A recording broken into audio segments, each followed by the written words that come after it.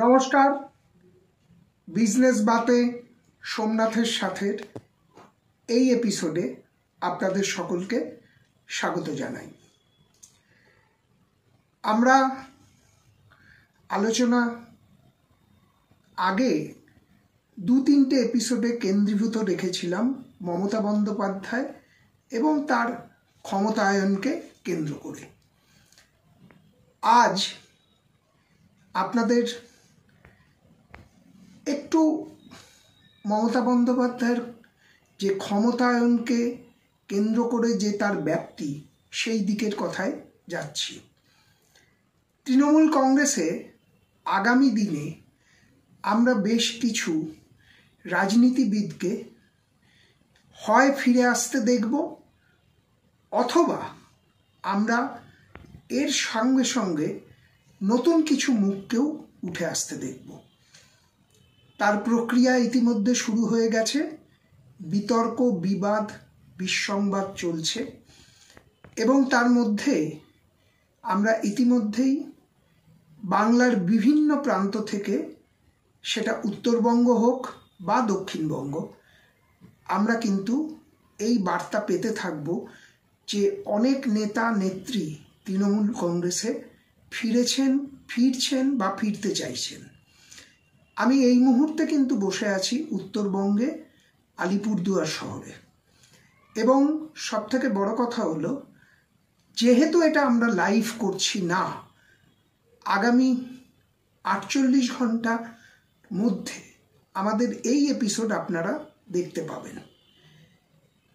Business বাতে সোমনাথের সাথে এই পর্ব এবং আগামী পর্বগুলোকে পেতে গেলে চ্যানেলটিকে সাবস্ক্রাইব করুন এবং বেল আইকন টিপে নিয়মিত অনুষ্ঠান পেতে সঙ্গে থাকুন।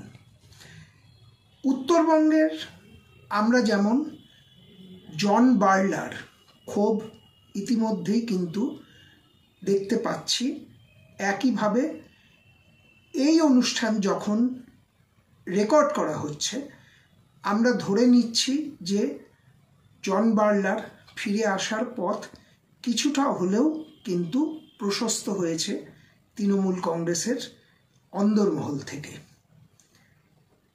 উনি ফিরলে একরকম ইকুয়েশন হবে, আগামী দিনে তার কি ভবিষ্যৎ হবে সেটা আরেকটি অন্য মাত্রা যোগ করবে উত্তরবঙ্গের রাজনীতিতে, বিশেষত ডুয়ার্স অঞ্চলের রাজনীতিতে।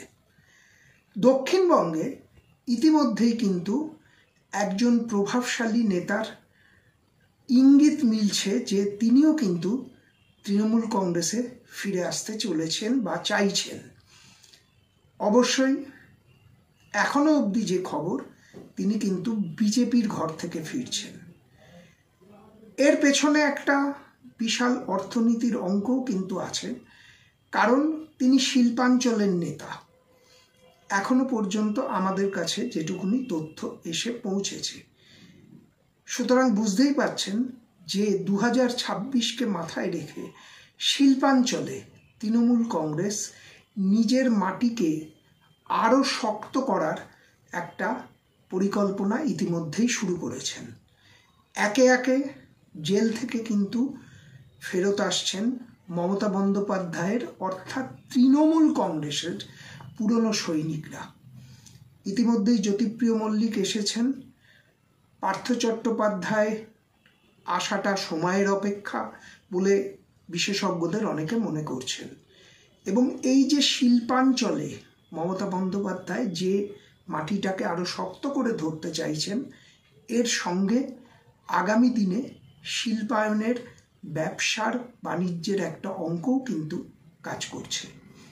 আজকের এপিসোড এখানেই শেষ করছি। এর পরের এপিসোডে আমরা মিলিত হব একটি অন্য ধরনের সংবাদ নিয়ে। নমস্কার।